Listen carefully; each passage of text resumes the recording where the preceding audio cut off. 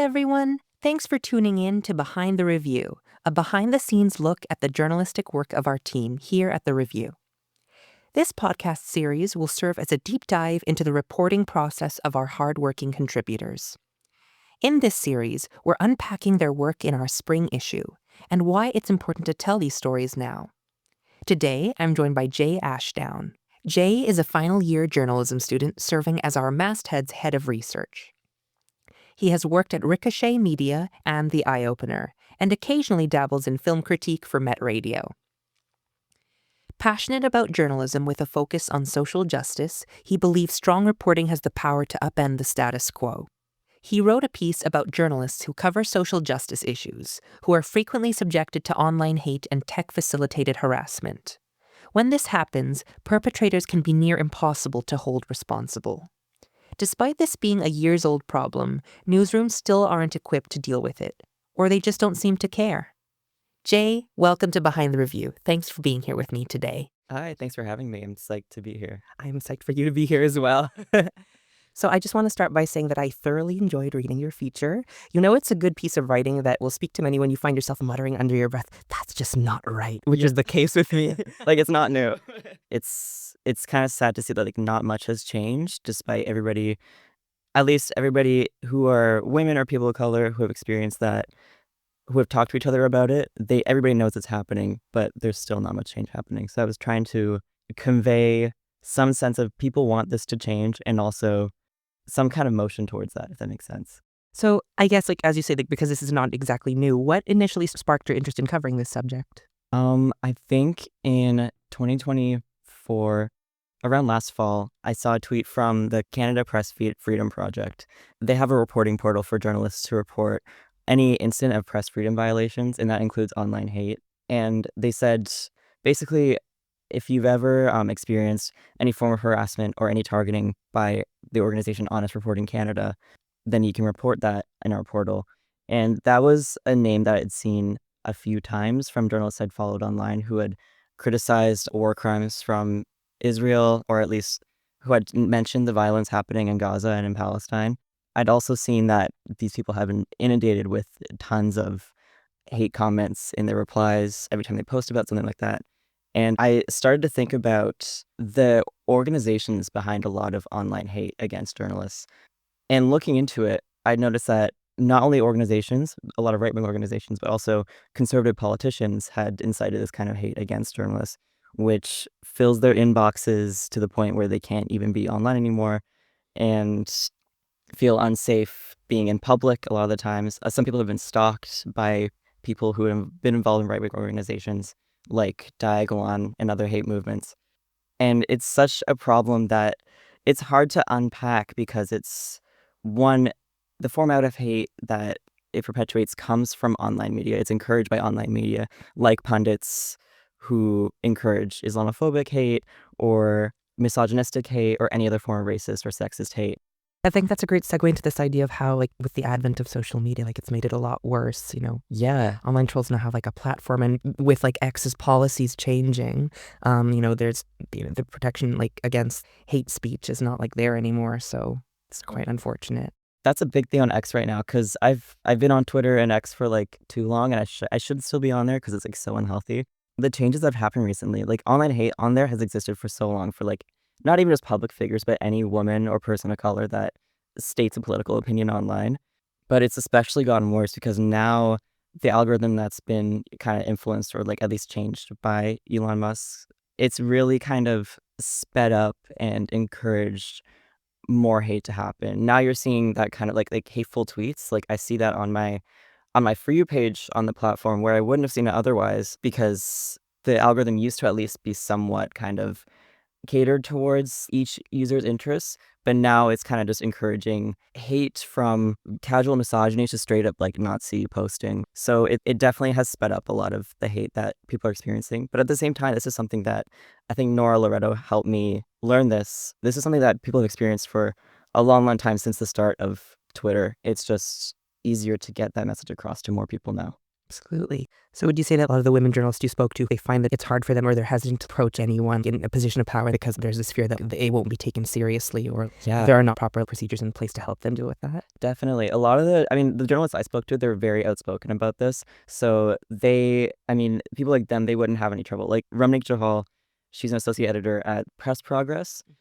So thankfully she told me that she feels comfortable going to her coworkers and they'll care about that issue, which is good. But with a lot of legacy news organizations, a lot of journalists have experienced less of a kind of democratic form of management there. Places like CBC and the Globe and Mail, people have experienced sometimes it's editors or managers not caring about the online hate or saying like, just get off the internet for a while. But some have also just experienced a lack of knowing from their managers because a lot of like people in managerial positions or executive positions are white people and a lot of men. They don't really understand the situation enough to really see it as a threat.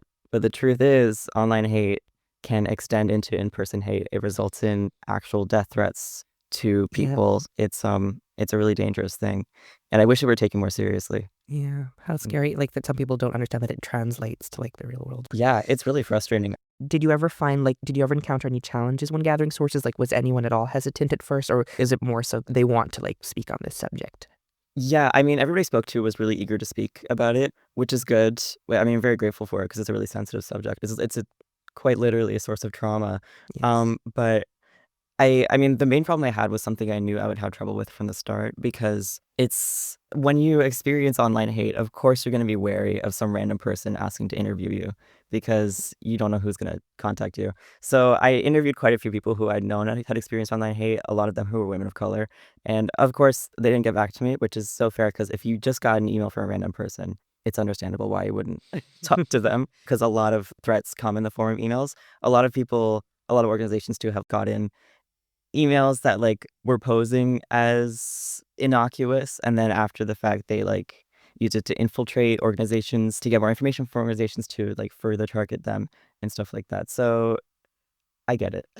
So in that case, it was tough to find sources from the start because one, I wanted to get people's experiences, but two, I didn't want to pry from anybody or like re-traumatize anybody. So I was really grateful to Ramnik and Nora. They were the only two people who had gotten like personal experience for this article, and I'm really grateful for their input. They really helped exemplify the troubles of experiencing and the traumas of experiencing this kind of hate. I will say too, they are kind of special circumstances because they are people who persevere despite the continued traumas and the kind of onslaught of hate that really takes a toll, not only on the mental health of their personal lives, but also those impacts like obviously translate into how they conduct their work and how they put out their work, and that directly impacts their income.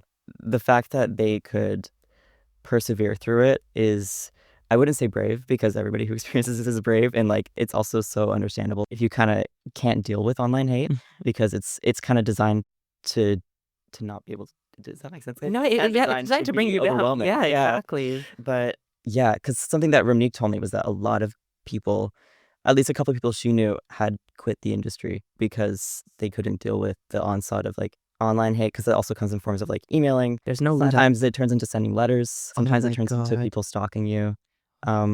It's overwhelming. So it's understandable to leave the industry. And I really admire those journalists who keep pushing forward with their work. Oh, absolutely. I wonder, did any of them like share any kind of techniques or like balancing, like how they managed to balance the onslaught of online hate with their personal lives? Like, did they talk about like taking up any kind of mental health pastimes to help them deal with that or find that balance in their lives? Honestly, I don't think so. No, Which sucks. No, I'm always just curious about that angle. It's like, how did they like go about doing that? Because as you say, we're all human. And so for people who aren't like, able to cope with, there's nothing shameful about that. But like for the people that are, I do wonder, what is it that they did exactly? So that's always something I'm perpetually thinking of. Like, how do you balance that in this industry when there's, you have to constantly be like, producing? And Definitely. That's the thing. You can't really take like a mental health break, especially if you're a freelance journalist. Right. Because Yeah. you have to get the next article. You have no time. Oh. Like, especially you have little benefits if you're a freelance journalist. Thankfully, Nora runs the Canadian Freelance Union. So that's something that helps try to provide those benefits for people, and I think has succeeded in that, which is very helpful. But yeah, one thing that multiple people told me was that their kind of sense of what keeps them going is the kind of drive to keep putting out work despite everything that's happening to them because they just care so much about the journalism that they're putting out and the issues they're talking about that they're willing to persevere despite everything, which isn't best for your mental health. No. Yeah, but But it's really brave. I think very brave. definitely. Rachel Gilmore. I didn't interview her, but she's talked about that a lot online. Mhm. You could have fooled me, by the way. With the way you set up the scene, I was like, did Jay? And then I looked in like your online, like your in-person source. I'm like, oh, wow. What that was thank you. That was another thing that came up like on my timeline, just like randomly that I'd seen. It was a call with a police officer who she was reporting a death threat sent to Erica Eiffel, who it was just sent to Erica, but it mentioned Rachel Gilmore, other journalists who are mostly women of color, and it said some like you'll see in the article it said some horrible things. It came with pictures of like a weird stalker style like red yarn style Oh my. wall that they'd pasted of images of these women with slurs written over them. And she posted a video of her on a phone call with the police officer, or at least with a police reporting hotline. And when she talked to this when she talked to this hotline, she mentioned everything that happened, everything that was written in the email that was horrific to hear. And then this police officer or this respondent just kept asking unrelated questions. Like after she described the whole email, there was a pause and she said, "So this wasn't sent directly to you?" I saw As if that. that was the point. I know. And none of it, like all the stuff that should have mattered to this person didn't matter. And in the end, it was dismissed. Exactly. So yeah, that was one thing where it really illustrated like a lot of journalists have figured out you can't really rely on police to help you with this kind of stuff. In rare cases, the person will be found and will be penalized, but the internet is it's so easy to, use a VPN when you're using social media, Yeah. or to make multiple anonymous burner accounts when you're really trying to bombard somebody with online hate, that a lot of the time these people don't get found. And a lot of the time, police also don't care enough to try and find them. So it's a lot of journalists feel like they're on their own in that case. Honestly, when I read that in your piece, like how a lot of like online trolls will go as far as to create burner accounts, part of me was thinking like you have too much time on your hands. Like what are you doing? Like Yeah, it's like I don't know. It's like jobless behavior. I don't know. I don't it know. is. Chris, I was like, what? Like, do you not have hobbies? Like what? No, I mean, They don't. That's their hobby. I used to really study like people like Jordan Peterson, people like Ben Shapiro, because I always wondered what gives them these massive followings. And it's the scapegoating that makes people feel, especially working class people interesting. who maybe like, there's a lot of people like there's a kind of trend of like anti-immigration sentiment being like kind of a lot of working class people who feel as though their jobs are being taken away, which is one like if you feel like you're being victimized by people of color, by immigrants, and by women for misogynistic men and incels, like if you feel like you're being victimized by women and other minorities, then you're definitely going to fight back against them, against this so-called oppression that you're experiencing as a white male. And that's what a lot of conservative and right-wing media makes people feel, and that's what pushes them towards that. So does that make sense? It does. It's just sad that that's the thing that unites all of them, like this common like Yeah. hate, and Yeah. it all comes from a place of ignorance too. So, Definitely. yeah. And that's another bad thing with X, like changing its algorithm because it pushes more anti-immigration, racist, sexist media that eventually reaches more people and radicalizes more people into committing online hate and harassment. It's tough. I don't like it. No, Honestly. I don't either. What are some of the biggest goals or hopes you had in writing this piece? One of my goals, and also goals that I think especially Sarah Laddick and the participants of that JHR study said, was we need better training for online hate, like better workplace training to deal with online hate and to navigate online spaces. And that the people who are experiencing online hate, they mostly know how to navigate online spaces. It's the people who are in charge and are supposed to provide protections for these people. I'm talking like, like managers and editors who are in charge of especially freelance journalists. At this point, they should know that the internet is changing all the time. You can't really train just based on like one version of Twitter or something because that's also constantly changing. And platforms where people experience most of the hate is constantly changing. I think it used to be more heavy on Facebook maybe, but now it's kind of migrated to be heavily towards Instagram comments and X. So continuous education and listening to the experiences of marginalized journalists should be a core facet of management in the journalism industry. And I really hope that this article encourages that, honestly. And also, I think this was mentioned by Paris Marx too, but he did say that like it kind of feels impossible now considering the dominance of social media platforms over like our immediate economy, but pushing for more anti-hate media laws that apply to social media platforms is going to be huge for curbing this kind of online hate. Like, it won't be economically good for us, as we see with C18. But introducing more like punitive measures against social media platforms to try and curb online hate on those platforms will definitely be a good start towards making journalists' lives a lot easier. So I just also want to ask, like, obviously you had to do a lot of research going into this piece, or perhaps you already had a lot of knowledge on the subject, but what were some things you learned while reporting on this issue, whether that's like perspectives gained that like, you weren't aware of at the inception of this piece?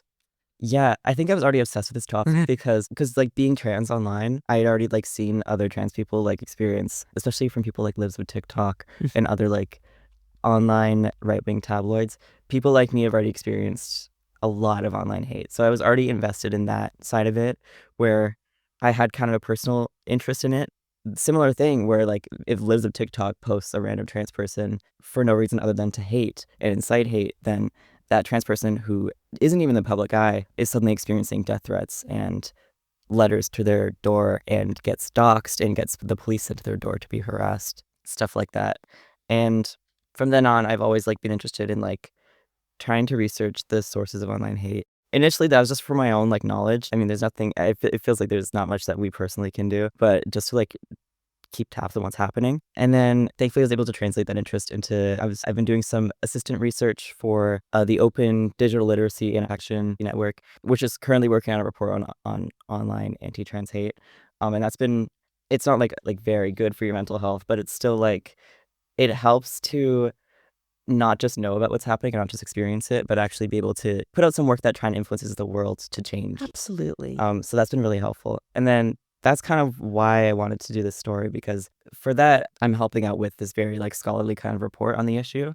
But I wanted to see what it'd be like to try and lay out the issue just in a feature format. And I think I got off topic a little bit. No, not at all. Not at all. I'm very glad that you shared that. So you're publishing this piece for the review, but in the work that you're also doing on the side, you're also trying to like also kind of publish this on a wider scale, or like have it like circulate amongst like a wider readership as well. Definitely. I mean, I'm only doing the literature review of it, but the work of the research officer, Evan Vipond there, and people like Stephanie Johnson, these are people who work in that organization that cares so much about just really getting the word out to as many people as they can about the impacts and causes of online hate against trans people and against minorities.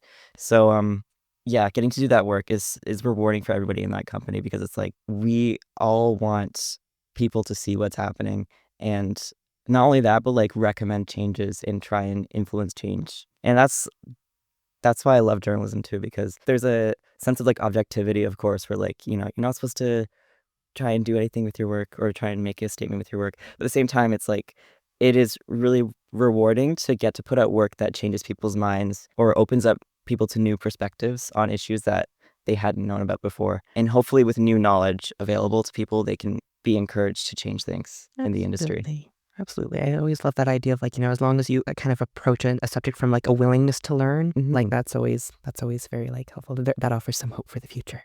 So now with this like experience behind you, having, written the feature and done all your reporting, what were some of your main takeaways from the experience? This is unrelated to like kind of what I've been talking about already, but on just like a young journalist level, like getting to learn how to interview people better has been huge for me, because I've never been good at like feature style, like personable interviewing. A lot of my experience, I've been best at like hard news interviewing, where it's like, what happened, when did it happen? So my interview with Ramneek, I feel bad about that because I was very like, it felt more matter of fact than like a conversation where I had like a set list of questions, and I realized like this topic, it's so personal. It doesn't, a lot of the time you don't need to just ask question by question by question. We should just let the person who has experienced it lead the conversation. That's a big thing that I learned from that, and I'm so grateful for this process. I'm grateful to Ramneek for taking on my really bad interviewing style. But yeah, after that, I really learned how to open up to making interviews a more two-way street and sharing more of myself in interviews and giving people the space to open up more. And that's really not from a journalistic standpoint, like getting stuff out of people, but it's really helped me like connect with people more in the work getting to talk to people about the issues they care about has been really a really great part of this process. That's so lovely to hear. That was a very wholesome moment right there. But yeah, anyway, thank you so much for being here today. I loved having this conversation with you. Thanks for having me. You're really great to talk to. I'm your host, Evan Zeller. This episode was produced by me, Tajay Gustavus, and Chloe Kim. If you enjoyed this episode, explore all of our podcasts in the podcast tab of reviewofjournalism.ca. Thanks for listening.